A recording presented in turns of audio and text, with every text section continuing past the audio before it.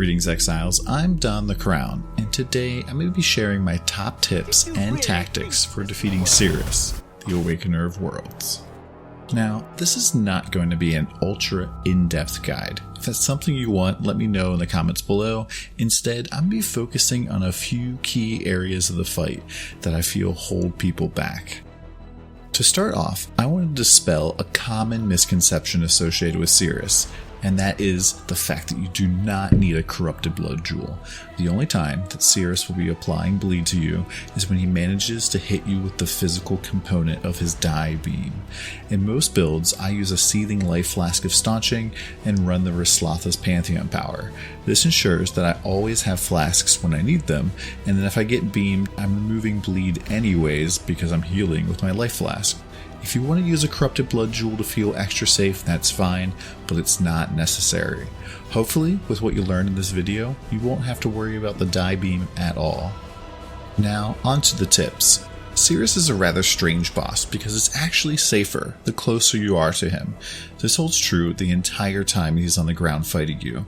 In fact, Sirus can't even hit you with his basic attack beam if you're close enough. Since he doesn't have any sort of melee attack, it's actually fine to stand directly on top of him. All you have to avoid are Orion's attacks, which we'll cover shortly, and his die beam. Most importantly, being close to Sirus allows you to see him when he activates his teleport. This is extremely important because tracking him is a key part of a clean final phase. Every time Sirus teleports, he will turn to face the direction he intends to go.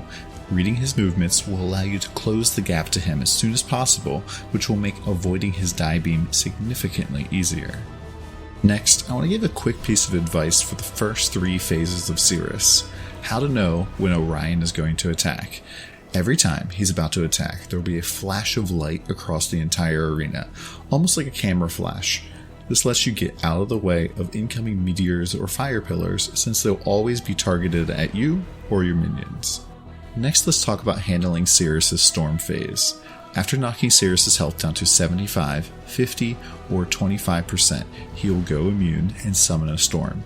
Now, while you cannot exactly control where storms go, you can discourage them from going certain directions.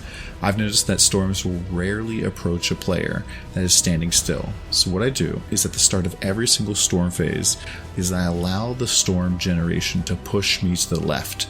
Sirus always travels left to the stairs first, so by preventing the storm from going this direction, you shorten the time until you can get under him and trigger the next phase.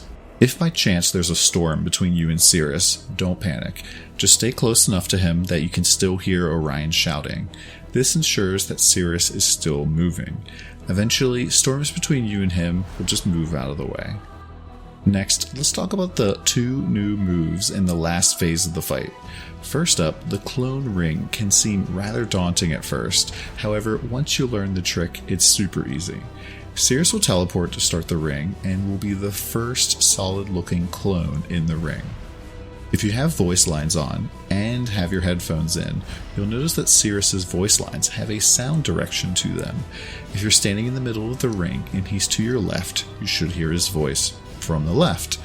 Once you know he's on the left or right side, all you have to do is move up or down at the end of the voice line and you should be safe. Likewise, if you're standing in the middle and can't tell if he's talking from the left or right, it's likely that he's above or below you. Either simply move left or right and you should be safe. Now, for the case that you cannot be in the middle of the ring, or you don't have the ability to hear the voice line, what you want to do is stand outside the ring and move perpendicular to the line formed from you to the closest clone, and you should be able to safely avoid the beam. Regardless of how you avoid this attack, it is critical that you get Sirus on your screen ASAP because you want to track his next teleport. The most dangerous combo that Sirus can perform is teleporting off screen to an unknown location and then launching a die beam. Don't let him teleport after this move without seeing him go. Likewise, the quad beam attack is basically set up for him to teleport and then die beam. So position yourself here while the beam charges up. You'll take some damage from the beam getting set up, but you'll be in a great spot to react to wherever he decides to teleport when he finishes the beam. Since he can only use the ring move, teleport, auto attack, or die beam during this time, you should assume that as soon as he finishes the quad beam that he's going to teleport and die beam you, or use the ring move, after which he'll teleport and die beam you. The most critical part is not allowing the quad beam to touch you at all. It will very quickly stack up a debuff that slows your character's actions and causes you to take more damage. Although this might seem minor, it is the cause of a lot of deaths in this fight. Lastly, for the bowling alley move, Sirus will always start off with throwing an orb with his right hand and then alternate between the sides. If you start off on the right side facing him, then move between the two sides, you should be safe. If you find yourself unable to dodge a ball, that's fine. Just stay still. Allow the other side to become clear before moving over. Lots of times people will freak out and catch multiple attacks in a row. Just remember that they alternate sides. Now, sometimes, despite trying your hardest, you're still going to die. Here you can see me not following my own advice of staying close, and Sirus is able to hit me with an auto attack beam, and then I get clipped by a die beam, all because my positioning is terrible. After that, it's one simple auto attack to send me back to the hideout. Getting back into the fight can almost be as hard as the actual fight. If you die before the final phase, Sirus will create an extra storm and go back into his air phase, so don't hop into the middle of the arena and get eaten by a new storm. If you do die in the last phase, Sirus will start attacking you as soon as you get close to the area you got him to come down.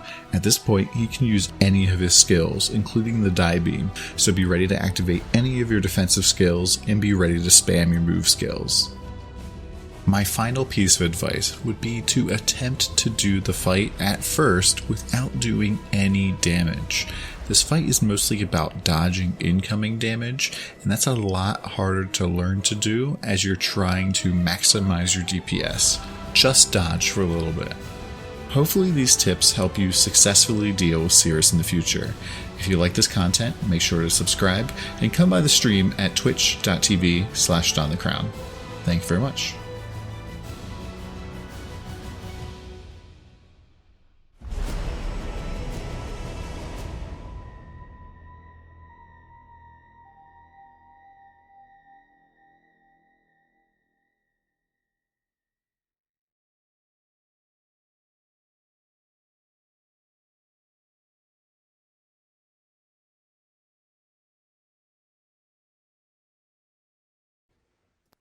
No!